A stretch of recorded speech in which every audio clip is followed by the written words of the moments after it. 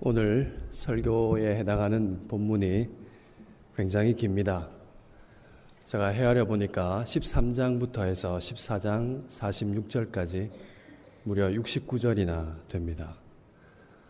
열왕기를 보면 수십 년의 세월도 단 한두 줄로 요약하는 것이 많이 있는데 하나의 이야기를 이렇게 길게 하는 것 정말로 놀라운 일이죠. 사무엘상 저자는 하나의 이야기를 왜 이렇게 길게 이야기할까요? 상세하게 왜 이야기할까요? 그만큼 우리가 읽고 알아야 할 매우 중요한 교훈이 그곳의 이야기 속에 담겨 있기 때문입니다.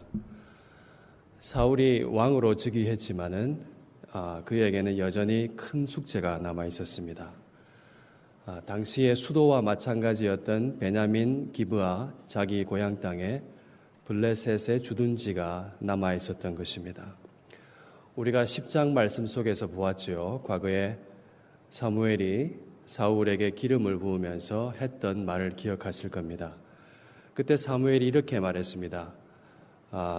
세 가지 징조를 볼 겁니다. 그리고 그 징조가 이루어질 겁니다.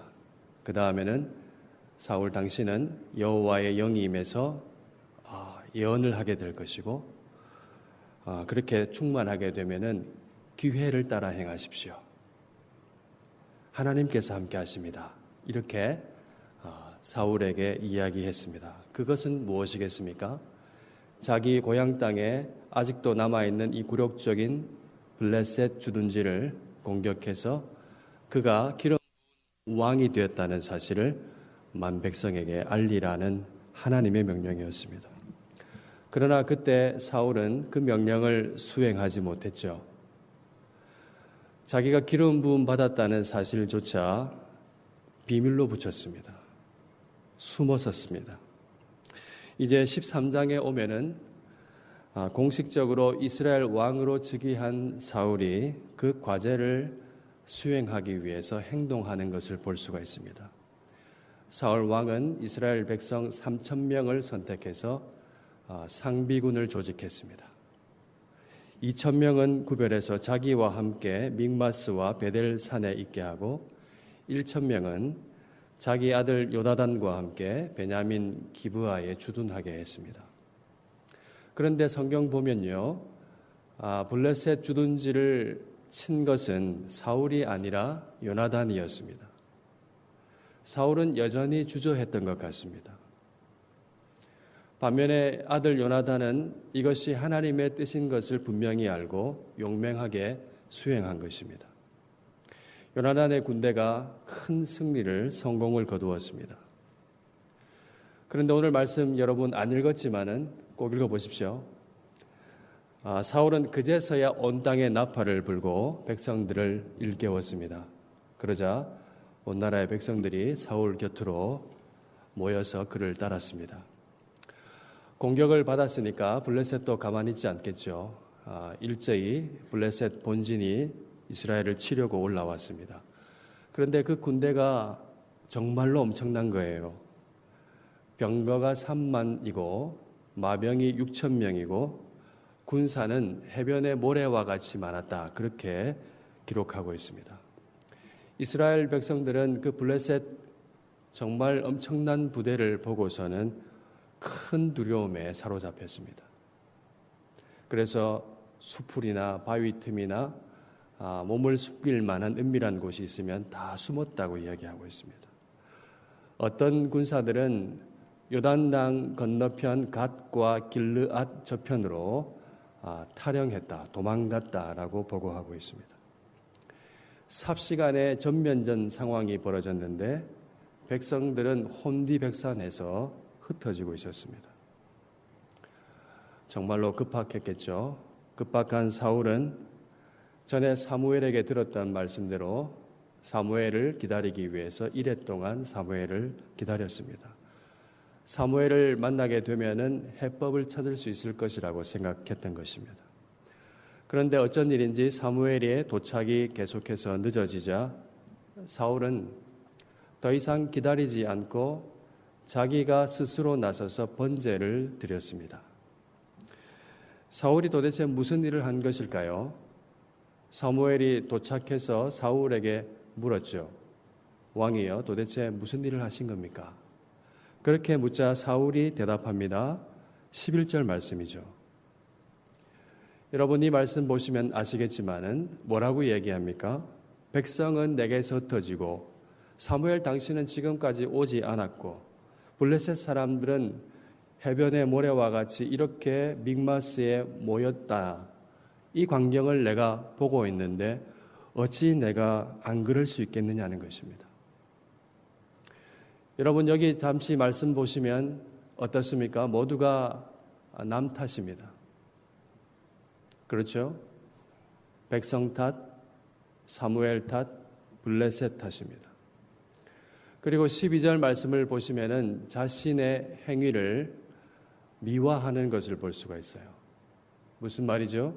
블레셋 사람이 나를 치려고 이렇게 모여 있는 이 급박한 상황 속에서 가만 보니까 여호와께 은혜를 구하지 못했던 것이 기억났기 때문에 은혜를 구하느라고 내가 부득이해서 이렇게 한 것입니다. 그렇게 말한 것입니다. 사무엘은 이같이 행한 사울에게 하나님의 뜻을 전했죠. 세 가지입니다. 왕이 망령되이 행했다는 것입니다. 하나님의 말씀을 어기고 듣지 않았다는 것입니다. 그래서 왕의 나라가 길지 못할 거라는 말씀이죠.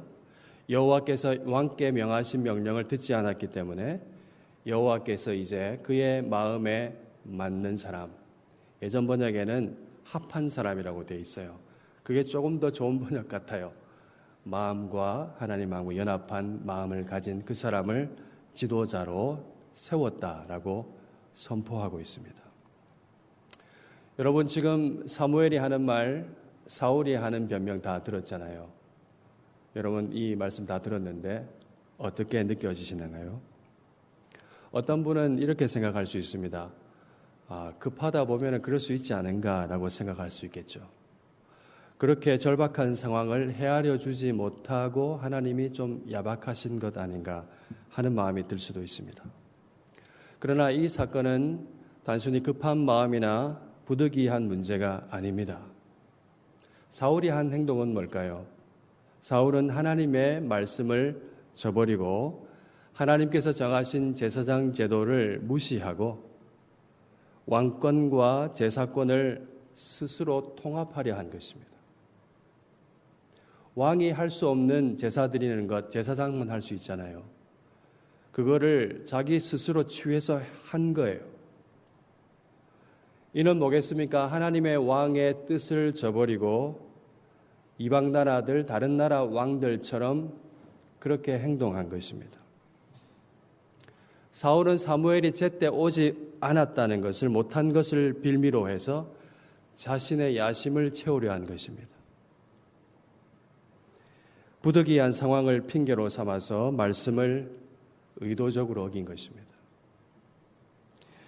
우리가 쉽게 급한 상황이면 그럴 수도 있지, 너무 가혹한 거 아니야? 라고 느끼는 것은 어쩌면 우리가 결과와 효과를 매우 중요하게 생각하는 실용주의 문화 속에 살고 있기 때문인지도 모르겠습니다. 그것은 결과만 좋으면 동기와 과정이 어떻게 되었든지 간에 그래도 용납할 수 있다는 것 아니겠습니까? 그러나 하나님께서는 결과보다 마음과 그 동기를 아주 중요하게 보십니다. 사무엘이 사울에게 이렇게 엄한 말씀을 전한 것은 너무한 게 아니에요. 하나님께서 그 마음의 중심을 꿰뚫어 보셨기 때문에 했던 말씀입니다. 이스라엘의 지금 첫 번째 왕으로서 그가 마음 가운데 품었던 그 생각은 정말로 심각한 문제였습니다. 사울을 보면서 우리의 모습을 비추어 볼 수 있겠죠. 여러분, 신앙의 진정성은 언제 잘 보일까요? 저는 위기의 상황에서 잘 드러난다고 생각합니다. 평안할 때는 하나님 말씀을 잘 말할 수 있습니다. 그렇게 말하는 것이 어렵지가 않습니다. 그러나 어려움이 닥칠 때는 이야기가 달라지죠. 하나님의 뜻보다 자기의 생각과 판단이 앞서기 쉽습니다. 여러분은 어떠신가요? 금세 낙심하거나 원망하거나 두려움에 휩싸이지는 않습니까?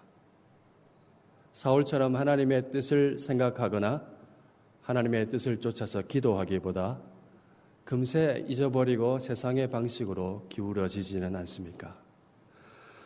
여러분, 우리가 알아야 될 필요가 있죠. 정말입니다. 일이 꼬이고 어려움이 일어나고 일이 잘 안 되고 문제가 생기고 사고가 나고 답답하고 어려운 일이 생기면 바로 그때가 우리의 믿음이 발휘될 때입니다. 여러분, 믿음은 역조건 속에서 빛이 납니다. 그렇죠. 정말로 그렇습니다. 이때는 우리의 믿는 바인 하나님의 뜻이 그 모든 역조건 속에서 그럼에도 불구하고 나타날 아주 좋은 때인 것입니다. 여러분, 위기에서 본심이 드러납니다. 실상생활에서 많은 경험들 했지 않습니까? 저도 그런 경험이 있는데요. 그런 사람인 줄 몰랐는데 돈이 걸린 문제 나타나니까 안면을 바꾸고 그렇게 하는 거 많이 봤습니다. 위기에서 본심이 드러나고 그가 정말로 의지하는 것이 무엇인지가 여실히 드러납니다.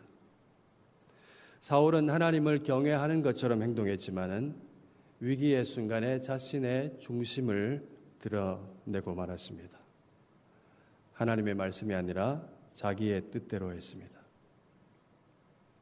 하나님은 그런 것을 보시고 급하니까 그럴 수 있지, 그렇게 그를 두둔하시지 않으셨습니다.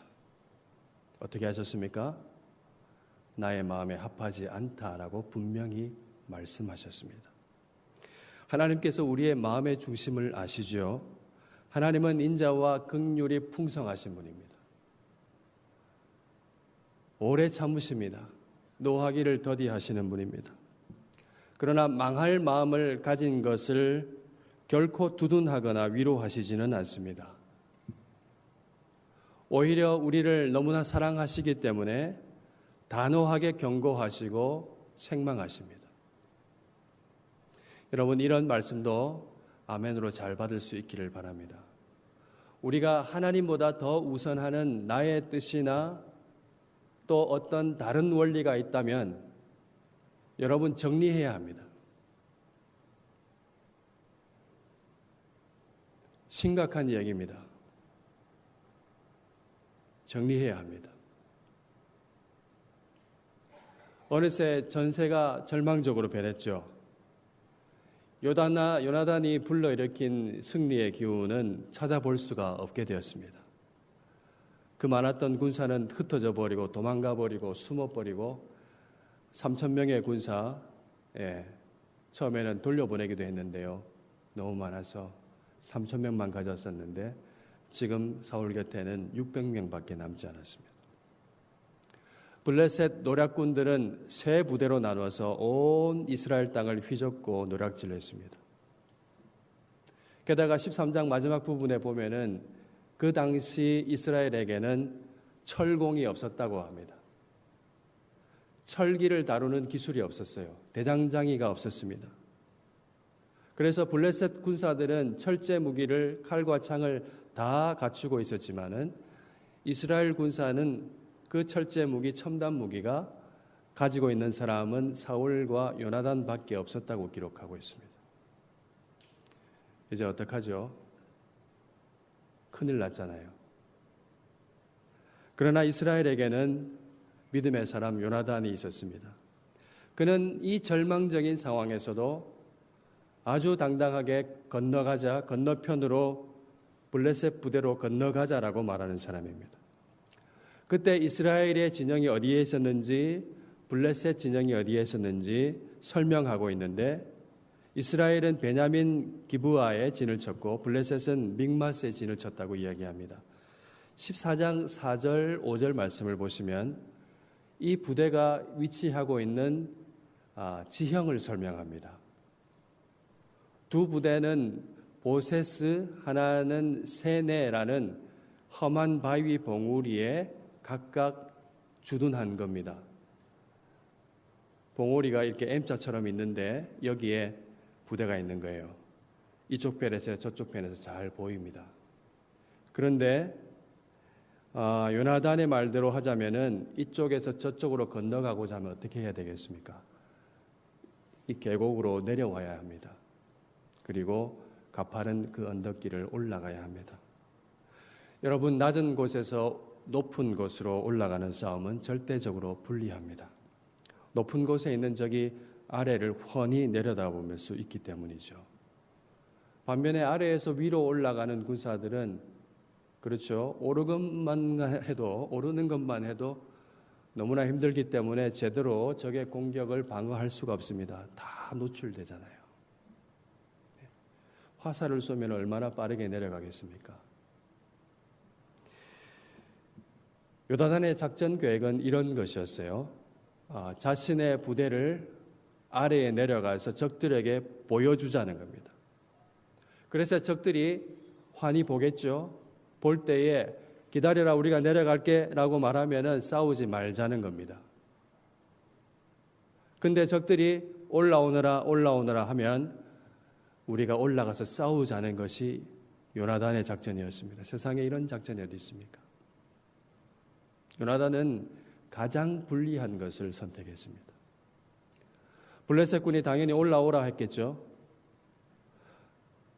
그 올라오라 하는 이 말을 요나단은 여호와께서 저들을 우리에게 넘기신 표징으로 알자고 이야기한 겁니다. 여러분, 이와 같은 무모한 작전이 어디서 나왔을까요? 14장 6절 말씀에 기록되어 있죠. 여호와의 구원은 사람이 많고 적음에 달려있지 아니하였느니라. 그들의 믿음에서 나왔습니다.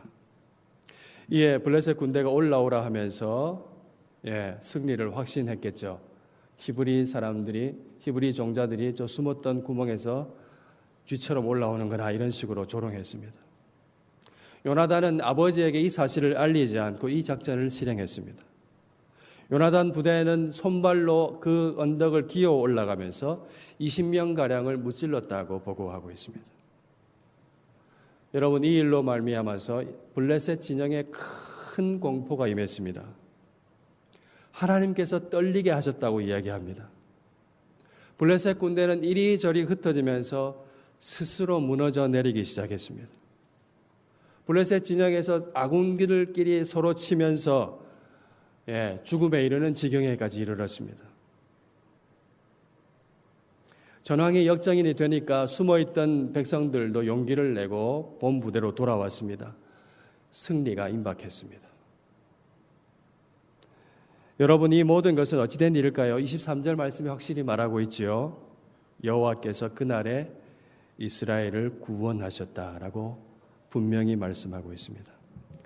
그런데요, 이렇게 구원이 임박했을 때 이때부터 좀 이상한 일이 벌어지기 시작했습니다. 아까 설명했죠. 잘 보인다고. 사울이 그 광경을 지켜보면서 상황이 역전된 것을 보면서 하나님의 궤를 가져오라고 합니다. 왜 가져오라고 했을까요? 그가 하나님께 의지하는 장면을 연출하기 위함인 것입니다. 그리고는 갑자기 오늘 읽었죠. 24절 말씀에 자신의 거룩한 열정을 나타내는 말을 하죠. 뭐라죠? 내 원수를 보복하는 그날까지 너희들은 아무것도 먹지 말라. 먹는 사람은 저주를 받을 것이다 하면서 싸우는 군사들에게 금식을 명령했습니다. 여러분, 전쟁하면 배고프겠죠? 얼마나 배가 고팠겠습니까? 군사들은 야생꿀이 있는 것도 보면서도 왕의 명령 때문에 두려워해서 그 꿀을 먹지 못했습니다. 결국 군사들은 얼마나 핍절했든지 배가 고팠든지 가축을 잡아서 피째 먹고 말았습니다. 하나님께서 금지하신 것이잖아요. 하나님의 율법을 심각하게 어기게 되었습니다. 사울은 그 소식을 듣고 다시 말하죠. 너희가 믿음 없이 행하였도다. 핏째로 먹어서 여호와께 큰 범죄를 저질렀다. 범죄하지 말라 하면서 돌을 은혜롭게 굴려 내려주면서 여기서 잡아먹으라고 그렇게 이야기했습니다. 여러분, 사울의 행동이 어떻습니까? 저는 사울의 위선이 보입니다. 위기 때에는 자기 마음대로 번제를 드리더니 이제 기회가 오니까 어떻게 하죠? 철저히 하나님을 따르는 듯 행동한 것입니다. 자신의 영도력, 지도력과 함께 거룩한 열심과 함께 승리가 오게 된 것처럼 보이기 위해서 하나님의 궤를 가져오게 하고 싸움하는 군사에게 금식을 명한 것입니다. 왕으로서 이기고 싶은 열망을 하나님에 대한 열심으로 포장한 게 만든 것이죠. 만약 사울이 금식을 명령하지 않았다면 군사들이 피째 고기를 먹는 죄를 범하지 않았을 것입니다.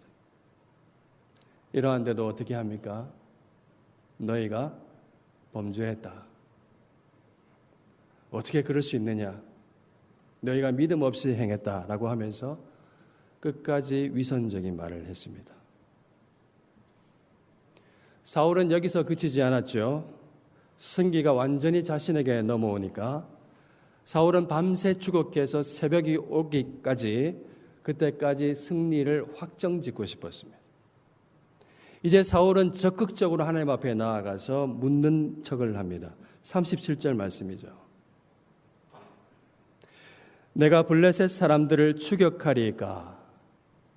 주께서 그들을 이스라엘 손에 넘기시겠나이까? 하면서 하나님께 여쭈었습니다. 하나님은 그 서른 사울에게 대답하지 않으셨습니다. 그러자 그가 하는 행동이 뭡니까? 38절 말씀이죠. 지휘관들을 다 불러 모은 다음에 오늘 이렇게 하나님의 말씀을 듣지 못하도록 만든 이 죄를 누가 지었냐? 그렇게 말하면서 39절이죠. 이스라엘을 구원하신 여호와께서 살아계심을 두고 맹세하노니 내 아들 요나단이 걸린다 할지라도 그는 반드시 죽을 것이다. 이렇게 가식적인 맹세를 합니다. 그리고는 실상을 보이소서 하면서 제비를 뽑습니다. 결국 어떻게 됐습니까? 자기 아들 요나단이 뽑혔습니다. 여러분 지금 무슨 일이 벌어지고 있습니까? 하나님의 말씀을 듣는 척, 그 열정을 가진 척 합니다. 그 열정을 나타내기 위해서 아들의 생명을 겁니다. 지금은 자기의 정의감과 자기의 거룩한 열정이 아들의 목숨보다 귀하네요. 이게 하나님의 뜻일까요? 사울은 실상을 밝히자고 했으나 정작 자신의 실상은 모르고 있습니다. 하나님에 대한 믿음과 용기로 전세를 뒤집은 요나단이 왜 죽어야 하는 지경에 몰렸는지 그는 실상을 몰라요. 이제 요나단이 뽑혔으니까 아버지 왕 앞에서 이야기하는 장면이 나와요. 아버지, 내가 다만 지팡이 끝으로 꿀을 조금 맛보았을 뿐이지만은 이제 제가 죽게 되었습니다.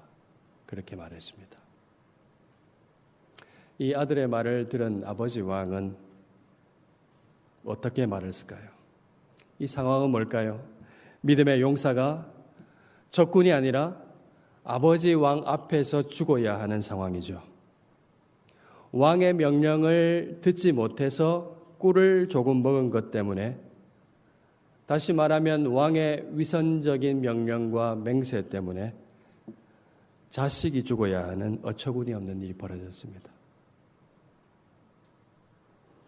사울은 제가 꿀을 조금 먹었을 뿐입니다만 죽으라 하니 죽겠습니다 라는 아들의 말을 듣고도 이렇게 말하죠. 44절 말씀입니다.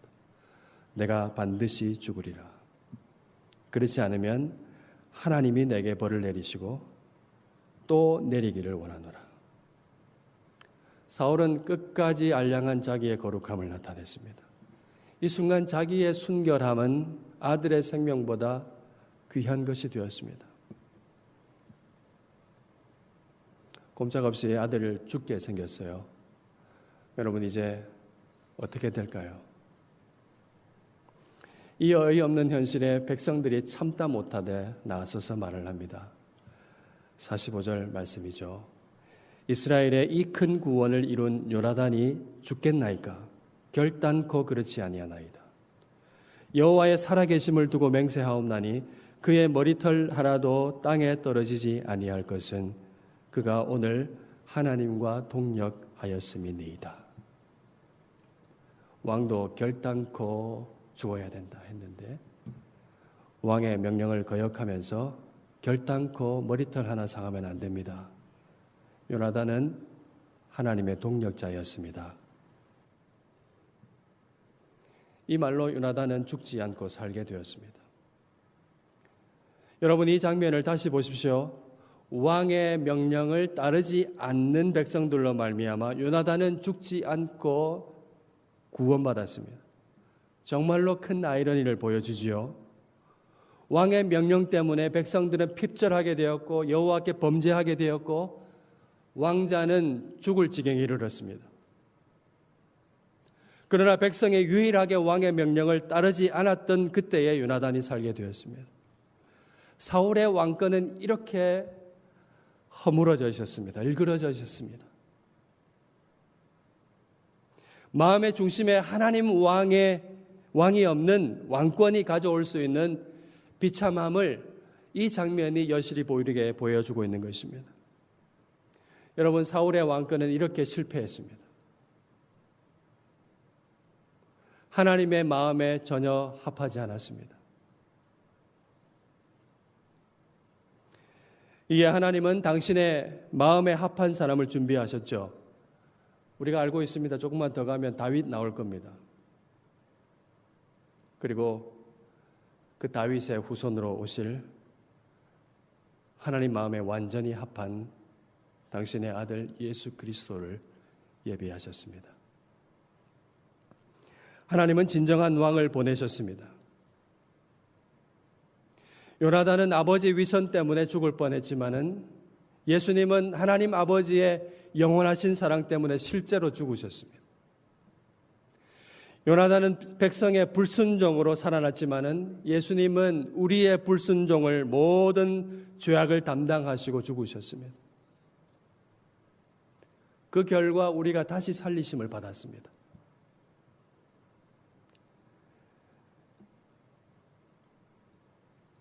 여러분, 이 긴 이야기가 오늘 우리에게 말하는 것이 무엇이겠습니까?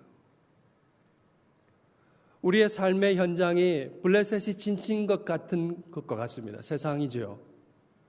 병거도 많고 마병도 많고 첨단 무기로 무장되어서 압도적인 기세로 서 있습니다. 하나님 없는 세상의 문화와 가치관 속에서 우리가 잠겨 있죠. 그 속에서 우리는 시편 73편에 나오는 아삽의 고백과 같이 정말로 미끄러 넘어질 지경입니다. 악인은 교만하고 마음대로 이야기하고 조롱까지 하는데도 심지어 잘 되고 있는데 도리어 의인은 고난을 받습니다. 그 광경을 보면서 한두 번이죠. 계속 보면서 과연 이 무모한 믿음이 무슨 쓸모가 있는가? 과연 하나님이 우리를 아시는가? 믿음의 삶은 무모한 일이 아닌가? 그런 회의가 들 수가 있습니다. 여러분 어떠신가요? 여러분은 한번 생각해 보십시오. 여러분, 우리가 어떤 말씀을 가져야 되겠습니까? 하나님께서 우리에게 말씀하신 그 말씀을 우리가 힘을 다하여 떠올려야 합니다. 그런즉 이 일에 대하여 우리가 무슨 말 하리요? 만일 하나님이 우리를 위하시면 누가 우리를 대적하리요? 자기 아들을 아끼지 아니하시고 우리 모든 사람을 위하여 내주시니가 어찌 그 아들과 함께 모든 것을 우리에게 주시지 아니하겠느냐? 여러분, 우리의 믿음 생활이라는 것이 뭐겠습니까? 이 은혜로운 사실을 나의 것으로, 나에게 주신 은혜로 붙잡고 나의 것으로 삼고 사는 삶인 것입니다. 믿음의 사람은, 이 사실을 붙잡은 사람은 요나단과 같이 무모해 보이는 작전을 진지하게 말할 수 있는 사람입니다. 적이 빤히 내려다 보이는 곳에서 올라갈 수 있는 용기를 가집니다. 우리의 싸움은 병기의 많음과 적군의 많음에 달려있지 않다라고 말할 수 있는 사람입니다. 우리는 적군이 빤히 내려다보면서 올라오라고 조롱하는 말을 표징으로 삼을 수 있는 사람입니다.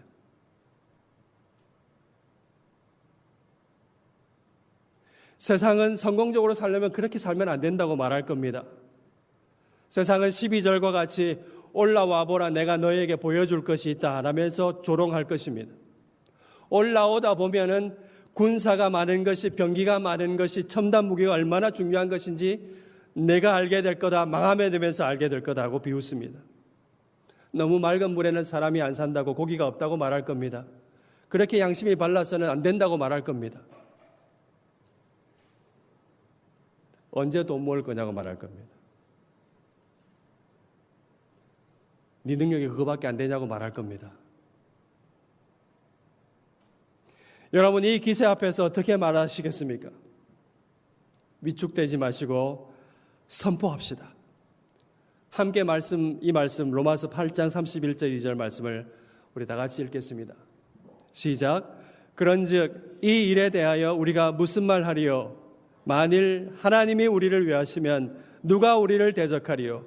자기 아들을 아끼지 아니하시고 우리 모든 사람을 위하여 내주시니가 어찌 그 아들과 함께 모든 것을 우리에게 주시지 아니하겠느냐. 아멘. 우리는 그리스도 안에서 하늘에 앉혀졌습니다. 그러므로 사랑하는 여러분, 우리는 올라갈 수 있습니다. 세상은 끝까지 너희가 미쳤구나, 올라와 보라, 망할 것이다, 이렇게 조롱할 겁니다. 그러나 우리는 담대히 선포할 수 있습니다. 만일 하나님이 우리를 위하시면 누가 우리를 대적하리요?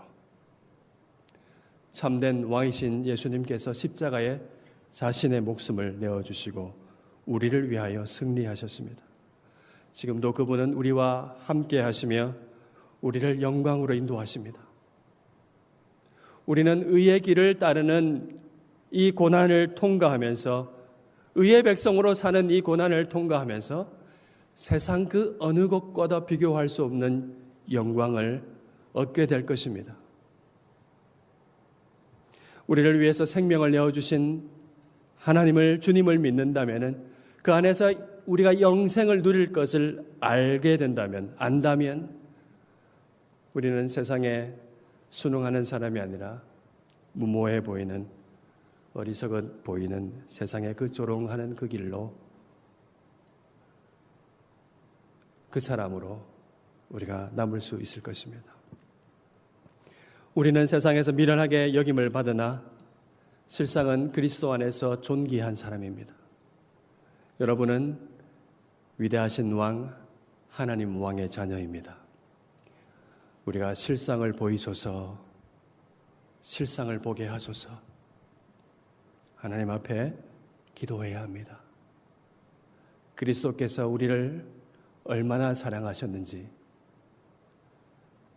그 사랑이 얼마나 영원한지, 하나님이 죽기까지 우리를 사랑하신 그 사랑의 실상을 보여주십시오 라고 기도하면서 우리의 남은 마지막 믿음의 길들을 선택해야 합니다.